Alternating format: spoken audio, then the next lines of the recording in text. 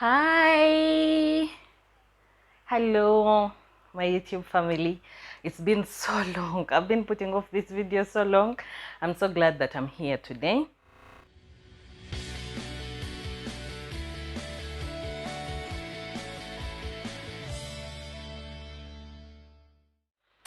Um, oh my God, I look, yeah, I'm a mess, but yeah, to just receive what you can. I've been in isolation for almost a month. So the best I've done to this hair is just wash it. Yeah, so that's why I've put some lipstick to distract you guys. Yeah, I'm here to, number one, I'm happy. I'm very happy. God, I thank you that I'm here. I'm happy. I'm happy to be here. And I want to share with you guys my COVID experience. I tested positive with COVID-19, Corona.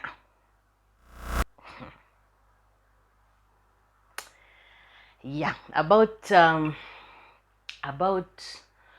month ago, almost a month ago, I started developing cough and flu, but these are things which I had had before, really, and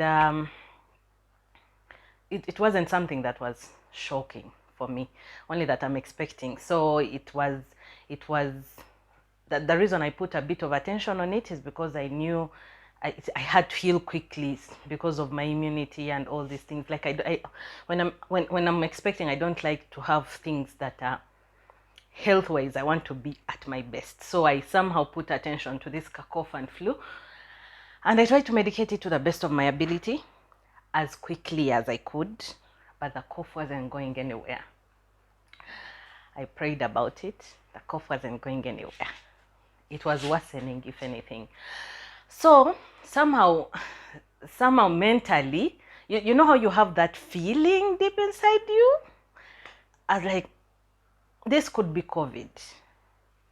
I tell my husband, love, this could be COVID. Like, no, it can't be COVID, it's just cough. So I held on like 2 days, but the feeling kept growing. This could be. Because that time the spread had just increased in very many places. People I knew, people I had interacted with like closely were testing positive. So somehow I felt I had to go and test. And the fact that I have a baby, I felt I had to do it faster. So I went to hospital, they tested, and we were positive. You guys. Okay, when you're doing all these tests, there's that feeling of it could come out positive, it could come out negative. But when you see your name and a positive, it dawned on me. I was like, okay, okay, okay. Immediately, the first thought that came to my mind, I first looked at my husband. The first thought that came to my mind, like, I need to talk to daddy. I need to talk to daddy. It's very strange. I'm almost 33. I'm like, I need to talk to daddy. I need to call daddy. Anyway, the doctor cancelled us. He told us he had got COVID. He told us his experience. It was comforting. But in that moment, a lot of thoughts were going through my mind. My babies, I'm going to infect them. How many people have I infected? I started looking at all the people I'd met in the previous day, the people I have met on the way. Guys. Meanwhile, before that, I had first done a test in another hospital, which I won't mention a name, Munai. And those guys, the very first test we did took like a week. They didn't bring back the results. We waited, we called, we did everything. So we went for a second test. This is the one where they confirmed that I was positive. And I was furious that these guys had my results and I was positive and they didn't tell me in the other hospital. So a lot of things were going on in my mind. Actually, up to today, I've never got the other first results. I wish I had anyway, but I never got them. So they tell us we are positive. We went outside, we sat. We started thinking, my God, I'm very sweaty. Just remembering. Anyway, so we got in the car, came back home. We had one of our relatives who was at home. He had been doing something with us, but I had not got in touch with him because I was in bed most of the time. So we tell him, yeah, like, you know what? I've just tested positive COVID. Please go home. Go home. Go try and do all these preventive measures just in case I could have given it to you. So he ran as fast as he could. Of course, I could see he was scared, but I kept praying. Up to now, actually, I still pray for him because he never got any of the symptoms, but I keep praying that he doesn't get, because I feel like that's the last person I like got close vicinity with. Yeah, so we got to know. We got the medication. They gave us a lot of medicine. The medicine was really a lot. Scary a lot, because I really fear medicine, no matter how sweet it is. Gave us vitamin C, Dexa, all this, the whole package for a COVID-19 patient. I was so determined to swallow. I thank God, guys, I thank God that in all this I was not alone, because everything I was going through it with my husband, and we were isolated together. So I really thank God that I wasn't alone in all of this. Yeah. So after the shock, okay, the first people I called my dad. The moment we got in the car, I called, Daddy, I've tested positive. I was like, oh, you know, guys, I'm going to give you all the details. And at the end I want to summarize the things I did, because now we've tested positive, we've tested negative, we tested again and we're negative, both of us, and I thank God. My God, Jesus, thank you. Yeah. So I called my dad. Daddy, I'm positive. The doctor had advised us that, it would be good you don't tell people, because sometimes these things scare people. But my dad has raised us, all of us, he has raised us in such a way that good news you can always hold on. Good news you can wait. But bad news, you tell him there and then. It doesn't matter how big it is. He says, I'm your dad. Bad news, you tell me there and then. Never spare my feelings. So I called him. I could feel he's scared, but like his first reaction was super strong of, okay, Kali, you're going to swallow the medicine. Let's start. We are praying for you. We are here for you. I'm here for you. I'm going, you know, I psyched me up. I called my mom. Her first reaction was like, oh my God. Then I think she remembered, no, I need to be strong. Yeah, so she started also, she psyched me up. Then I called my father-in-law and mother-in-law, and we also informed them. You could feel like each of our parents we told, I don't want to cry. Like each of our parents we told, their heart broke. And being a mother, somehow I understand something like that, because hearing your baby is not well, especially with all the deaths that are happening with COVID, I think I understand where they were coming from. But they all were super strong for us. So strong. The one we were most scared about is my mother-in-law, because for her, she panics, and when you tell her something, she really can freak out. We were so scared that it was going to raise her pressure and all. So we were scared to tell her, but she was so strong for us. She told us, no, it's okay. We're going to fight this. I'm going to pray for you. And so I really thank God for the support system we had from our parents. And by evening, or almost all our siblings know, some of our friends knew. So they would call us, give us messages, guys, it's okay, do this, do that, do that. The advice was overwhelming, but it was comforting on our side. Yeah, so we start the medication. You guys, we start the medication. The first days, my husband was actually like really strong.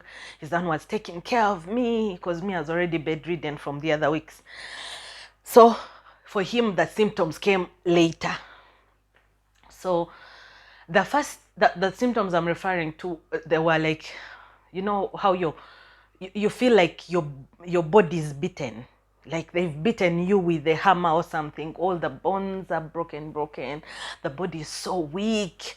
The first days I was vomiting a lot. Like you vomit and feel you vomited your heart and soul out, but you're still vomiting. At times I would vomit nothing, but the body would, that reaction of, it was nasty.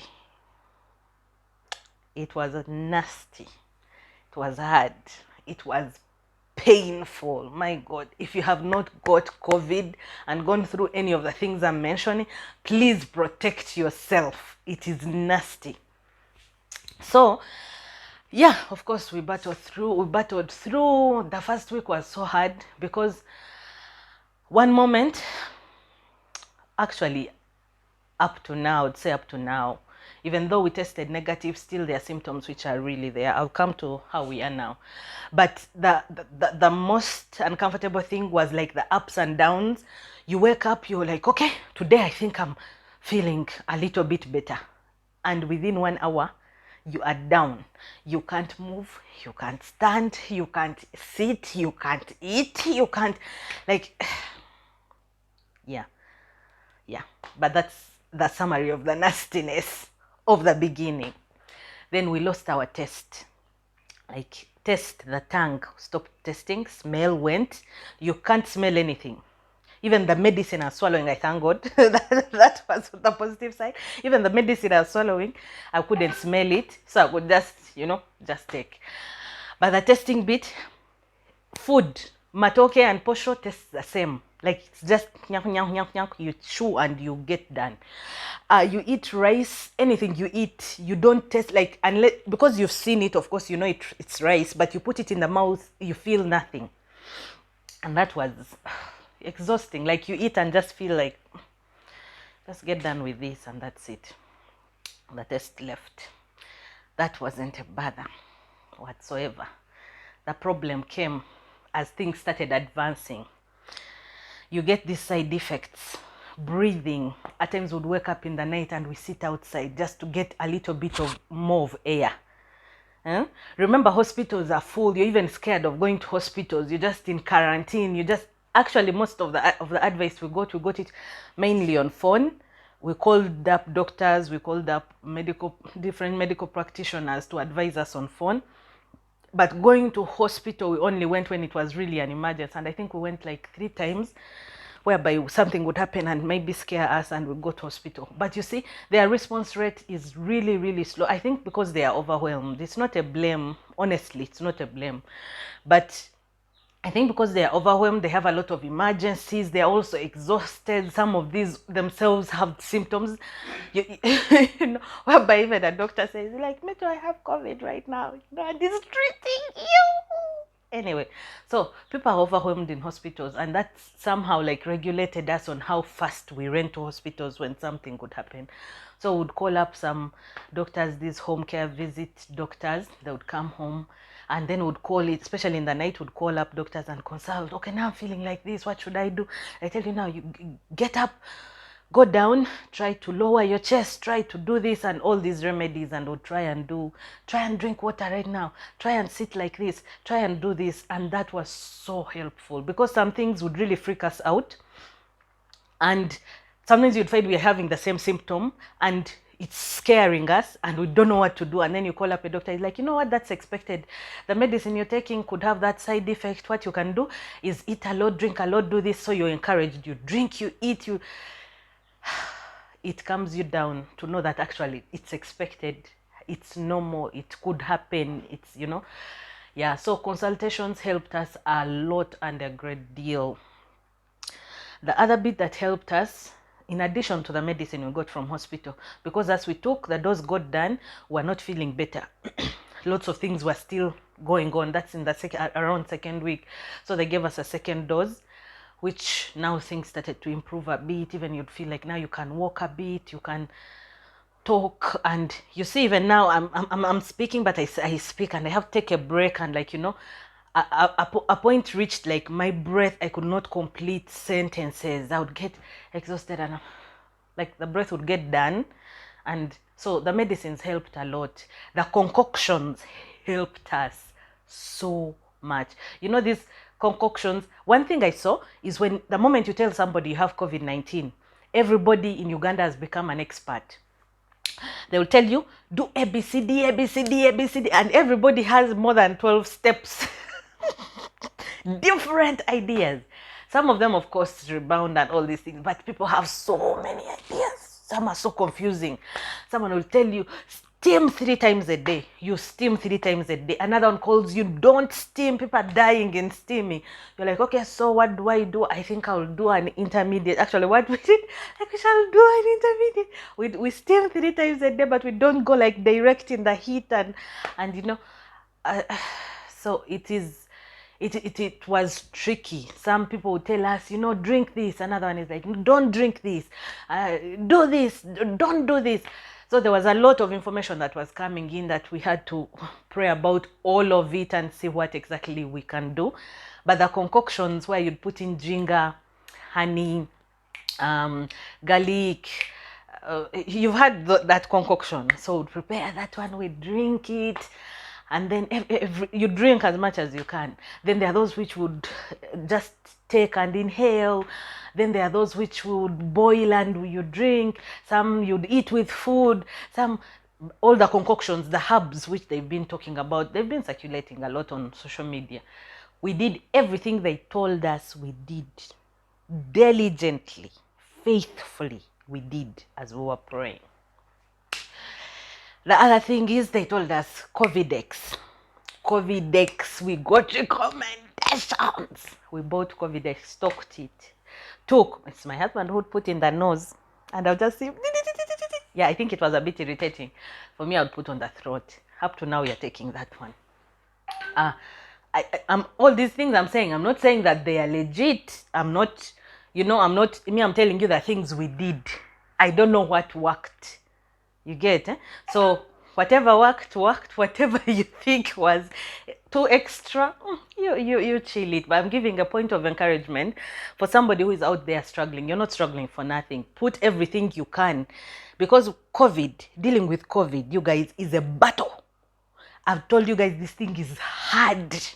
Even if I explained it, it is harder than what I'm telling you, because what it does to your body, you'd be shocked that this is your body. I would wake up and I would not understand myself. I'm like, am I lying to myself? Because there's no way my body can be this weak. There's no way my body all of a sudden can change like that. Like, you don't get it. You just do not understand what it does to your body. I think the body is fighting a lot, too much, that everything else that happens in the external is a result of what is happening inside, but we don't know about what's happening inside. So you just see the results. You just see your legs no longer moving. Guys, you wake up, your legs are working well, all of a sudden you try to climb something and they jam. The bones have refused. In the last week, our bones started hurting. Actually, my husband's bones started first. He told me, I'm feeling my bones. By evening, my whole body from head to toe, the bones, every single body part, wherever there's a bone. Guys, I did not know the bums had a bone. Me, I thought it was flesh alone. You sit, that's when you realize, my way, it has a bone. Like, everything was painful. I tell not just pain, a real pain. In the night, we didn't sleep. You can't sleep. Where do you sleep where there are no bones? We were in pain. Then a doctor recommended some medicine. We took it and the bones came down. The pain came down, but still bitevere. Sorry, some things I don't even know the English words. Amagufa kuteba. Like, whereby, yes, the painkiller has helped with the pain, but the bone is still not a bone. It's you still cannot take it the way it should be going. That was the last week. After that, actually, that was after we tested negative. You're sure the virus is gone, but the body is still not functioning. Strength. Do you know body strength? Strength is nowhere to be seen. You try. You're looking. You can see that's a cup. You really want to lift the cup, but the energy to get to the cup refuses. Most of the things, like, you just have to force yourself. Literally, you'd have to crawl to do a thing. Because, of course, we were two patients in the house. And we had to eat. We had to wake up, go get vitamin D outside. You have to do something. But the strength was so little. I really thank God for my husband, because most of the things we'd be doing, we were going through the same thing. So somehow, like, I could relate how he's feeling. But you'd see him be pushing himself to try and cook breakfast. Then he pushes himself. At some point, I couldn't even, bathe myself. because like bending and all these things were literally impossible. And you would see he would shower himself, then shower me, and and God bless him. Anyway, so we pushed on.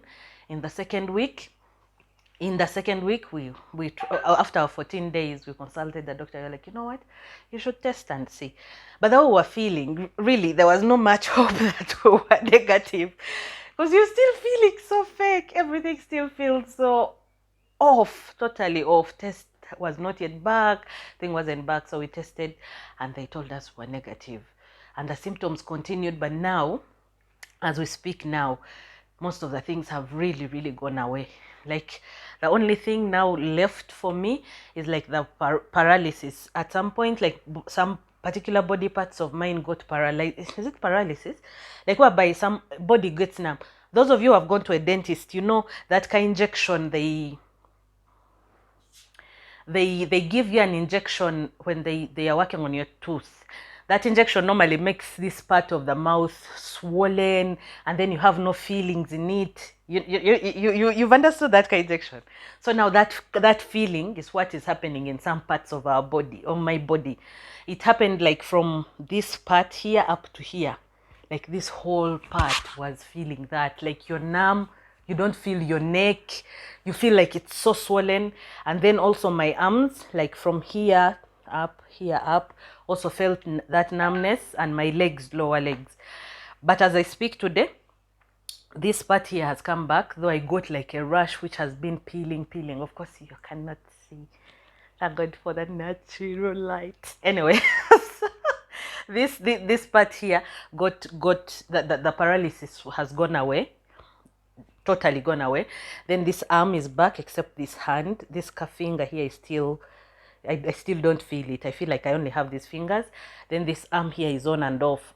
Some days it's paralyzed, sometimes it's not. So only one leg is now. So I see progress, because one thing they told me is that most of these things, if you see it persisting longer, that's when you can seek what?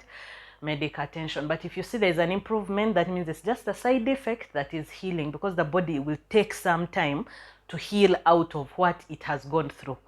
And given that already my body is feeding somebody else, I understand why it's slow. On some things, I'm second priority, really. So I get that bit. But I thank God for the progress so far. I thank God so much for all the people that supported us. The first thing you should think about if you test positive, or there's somebody there watching who has just tested positive, the first thing you should think about is how are you going to survive in isolation, because there's a lot of things you need, because medicine is so expensive and you need all the medicine. That's plan number one. Get the medicine the doctor has given you. First priority. Secondly, you need a lot of things. You need fruits, you need vegetables, you need a lot of things which you need. How are you going to have access to those without infecting others? Because isolation means isolation until you're negative. I understand here in our country, people are moving when they are positive. They don't care about others. They're even moving without masks. Someone knows themselves they are positive and they're still moving. But if you're a responsible person, you need to plan how things will get to you. You can seek help. People are willing to help if we ask them. You can ask friends. They bring things, stay at a distance. What we did, we asked friends for help, and I thank God they gave us the help. And some friends would buy for us things. Then some friends would bring us food. Our parents sometimes would bring us some stuff, when you're missing something or you need something to be done, but they would stay at a very, very far distance from us, and they would have masks on, and would also try to make sure their stay is not long, so that we don't, so we tried our level best to obey the SOPs when they would be there, but also limit the number of times they came to see us. If it's a week, it's once a week when we do the shopping to bring all the things in, and they come and stay far at a very far distance. So you need help. You need to plan your stay, or else you'll actually be in isolation, alone, and starving. Yet you cannot starve when you're on such medication and you're fighting such a disease. Yeah. Then I thank God for that help so much, because people were willing to help us, and we were not, somehow our pride jumped out and we actually were able to ask for the help.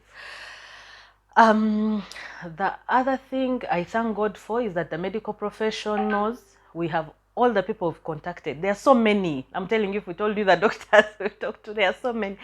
But they are all willing to help. Like each one of them, even in the middle of the night, you call someone at 3 and they are willing to pick up, they are willing to advise you, and they will talk for us for hours. We would run out of breath and they would keep quiet and they would talk alone and they would just listen. So I thank God for the medical practitioners, doctors, nurses, pharmacists who are willing to serve us amidst all of this. Counseling, because most of them, the 3/4 of those phone calls would be them counseling us. Guys, stay happy, stay positive, all these things.